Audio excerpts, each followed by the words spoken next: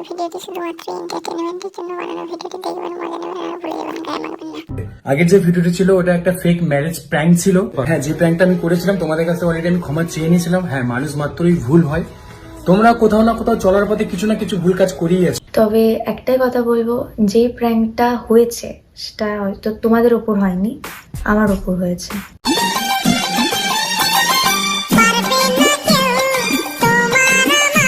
কি বাঙালি ভালো তো তো আজকে কথা বলবো এদেরকে নিয়ে। তো চলো বেশি না বকে ভিডিওটা শুরু করা যাক।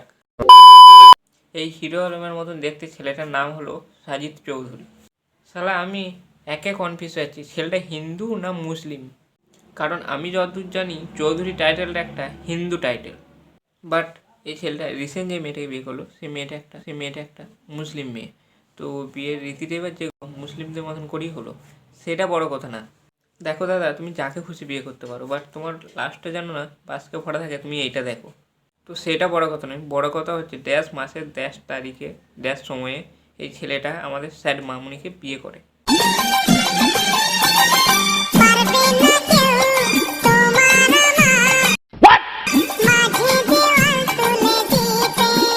বোকা মানে মাঝে দেওয়ার নয়, কাটা বেড়া আর মাউন্ট এভারেস্ট তুলে দিয়েছে।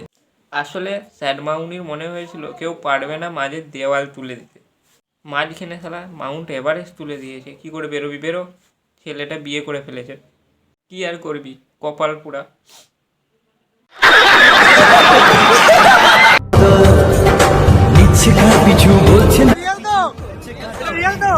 না না, এটাও রিয়েল বলে আমার মনে হচ্ছে না। মাথা চুলকাচ্ছে, দেখতে পাচ্ছ না কি বলবে ভেবে।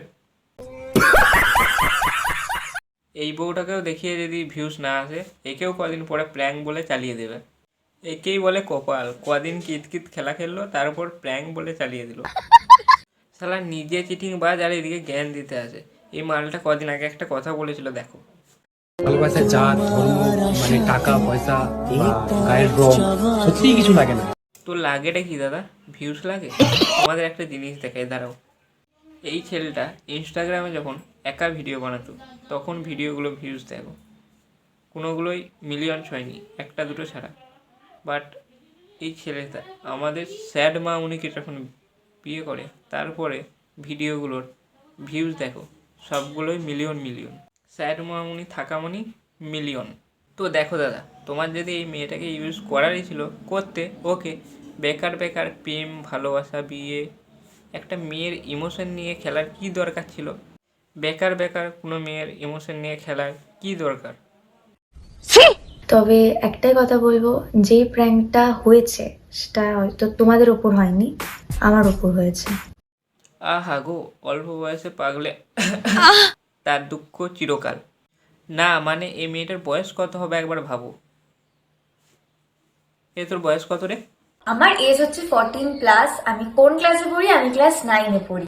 ক্লাস 9-এ পড়ে? ক্লাস 9-এ পড়ার মেয়ের আর কতটুকু ম্যাচুরিটি থাকবে? এখন থেকেই বিয়ের ট্র্যাঙ্ক। একটু সবুর করো বোন, একটু সবুর কর বোন। তোর মতন বয়সে আমি কার্টুন দেখতাম, আর এরা নিজের বেবিদের কার্টুন দেখানোর কথা ভাবছে।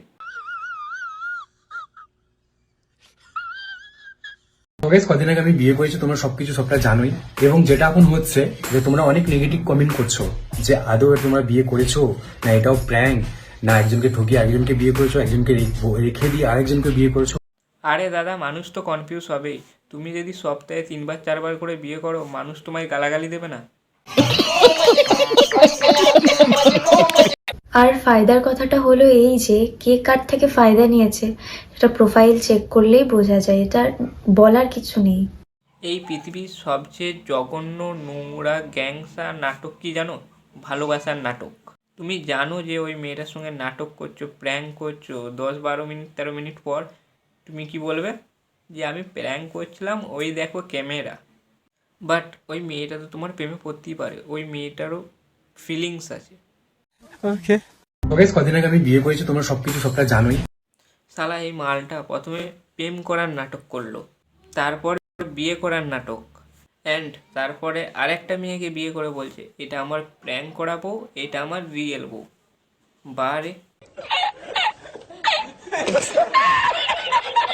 আর ফায়দার কথাটা হলো এই যে কে কার থেকে ফায়দা নিয়েছে সেটা প্রোফাইল চেক করলেই বোঝা যায়, এটা বলার কিছু নেই। ফায়দা দুজনকারই হবে, সেটা বড় কথা নয়। আর ঝামেলা টামেলা দেখতে ভালো লাগছে না, চলো। তো গাইস, আজকের ভিডিওটা এতটাই ভালো লাগলে লাইক কমেন্ট শেয়ার করে দেবে, আর চ্যানেলটা সাবস্ক্রাইব করে আমার পাশে থাকো। দেখা হচ্ছে নেক্সট ভিডিওয়। আজকের জন্য টাটা।